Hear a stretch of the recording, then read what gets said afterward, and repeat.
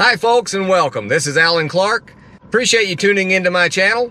What we're trying to do here is just give words of encouragement to help us all be better and do good. So what's on my heart today I'd like to share with you.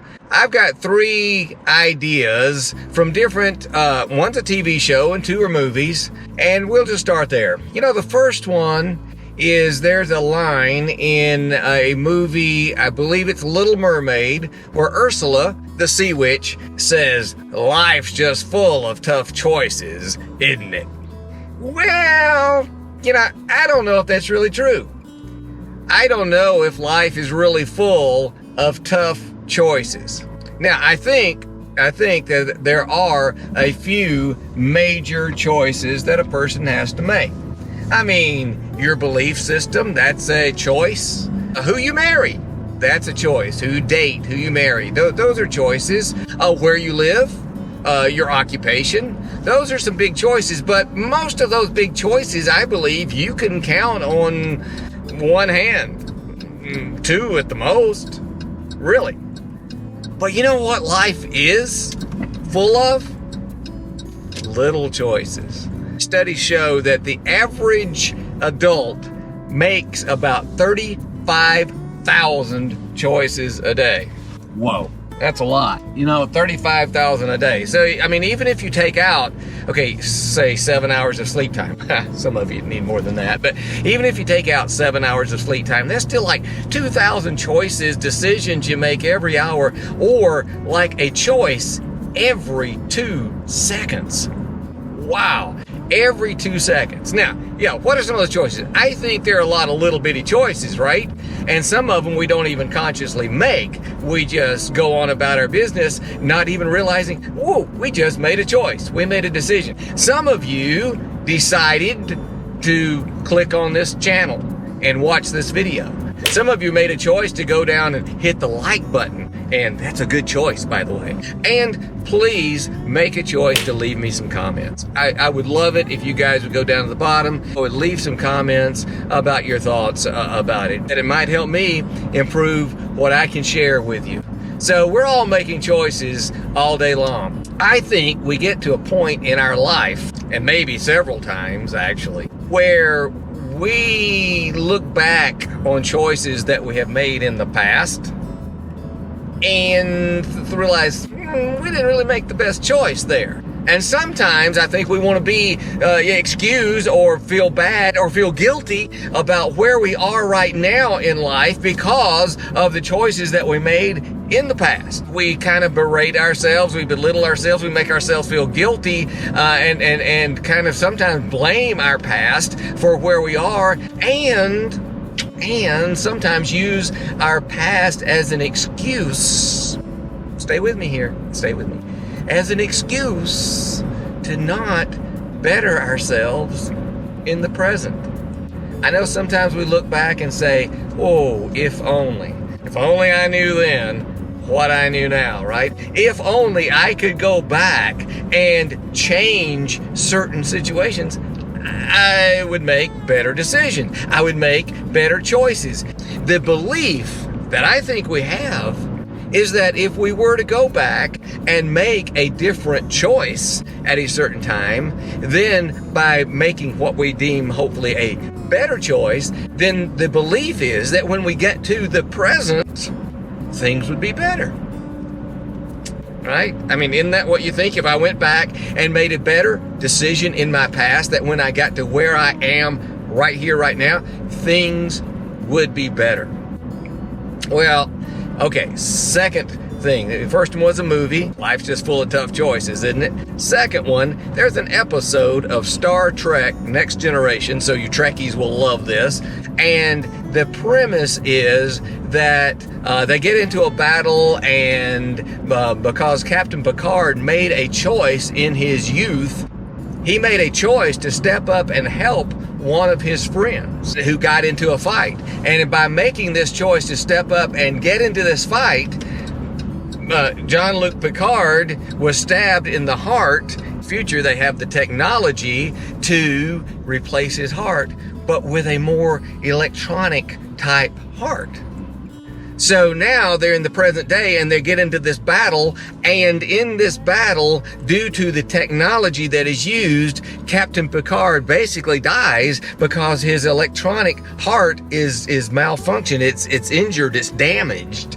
In essence, dies and goes to heaven. Now, for those of you who are Trekkies, it's the character of Q. But my belief is in this episode, Q is representing God, and John Luke dies and goes to heaven and asks God for, an opportunity to do what many of us wish we could do. That is, go back into our past, make a different choice in the belief, trust me here now, in the belief that if I make a different, better choice in the past, then where I end up today will be a better place.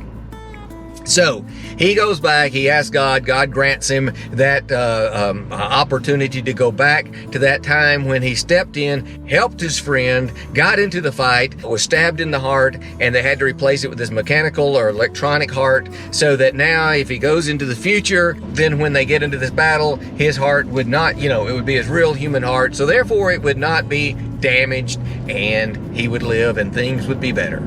God allows him that opportunity. He goes back, he makes a different choice, and the choice he makes is to not step up, not step in, not help his friend. And true enough, he doesn't get stabbed in the heart because he doesn't get into the fight. Then the story zooms back to the future, which is the present, right? So he comes back to now. And when he wakes up, he realizes, wow, he made a different choice in the past with the expectation that things would be better now. And part of it is right. He has his own heart, his real heart, his human heart is there. But instead of being captain of a starship, he's an ensign working as a botanist, watering and caring for the plants. Now, nothing wrong with that. If you love plants and that's what you do, that's great. That's awesome. But that's what he's doing. And he goes to question God and said, whoa. Hey, I thought, things would be better if I made that choice in the past.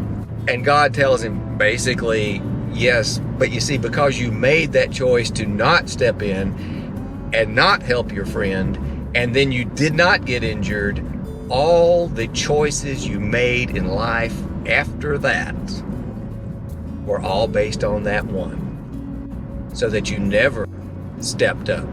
You never stepped in. You never went out of your way. You never brought yourself to a point of great leadership. So you never qualified to be a starship captain. So you share all that story with you just to say that, hey, don't beat yourself up. Let's not beat ourselves up about the past. The past is the past. It's gone. It's done for. We made decisions. We made choices. Did we all make the best choices? No. I know I didn't. If you're honest with yourself, I think you'll say you didn't. But let's not continue every day to go back and blame that choice and blame what we did in the past for where we are today and for what we are able to accomplish in the future. Let's just know that, hey, we are where we are right now, and maybe where we are right now is exactly where we are supposed to be. So, let's just start every day where we are right here, right now. Knowing that, hey, there's a lot of choices being made every hour of every day. Yes, we've made some bad ones in the past, but we're not going to dwell in the past. So how do we make the right choices going forward? Well, that brings us to another movie. There's a movie out called Frozen 2. There is a line in the movie and there's a song in the movie which I thought was awesome. And that is, do the next right thing. I want to encourage all of us when we are deciding, when we are choosing, when we are making those choices every minute, every 2 seconds of every day of our waking time, that we make the next right choice. We decide to do the next right thing. How do you do that? I believe there's a thing called conscience. And when I was young, I had cartoons that would play all the time, and you'd see, when somebody was trying to make their choice and their decision, you would see a little devil sitting on this shoulder and a little angel sitting on that shoulder, and they would be telling the individual, opposing views, why you should do this, why you shouldn't do that, why it's the right thing and why it's the wrong thing. But, the point being that this little angel and this little devil were actually part of that person's personality. And that person was debating with themselves over the right and the wrong things to do. And that's what we do, isn't it? I mean, we debate within ourselves and we ask ourselves, what should I do? But I think we know, most of us, the vast majority of us, I believe. And if you listen to that and debate within yourself, but be honest with yourself and say, this is the next right thing. So as you make your choices each day, just choose to do the next right thing. And again, keeping in mind where we started a little while ago, that most all of these choices are little choices. They're not big things. Are you still watching this video? That was a choice. Are you going to go down and hit like for me? That's a choice that I would like. Are you going to subscribe? I would hope so, but that's a choice. But see, those are little choices. But I believe that if you get to the end of the day, once we all get to the end of the day, that if you've made a succession of choices which were indeed the next right thing, by the time you get to the accumulation of all those little right choices, you've had a day full of doing the next right thing. And if you do that every day, you've got a week full of having done the next right thing. You've got a month full.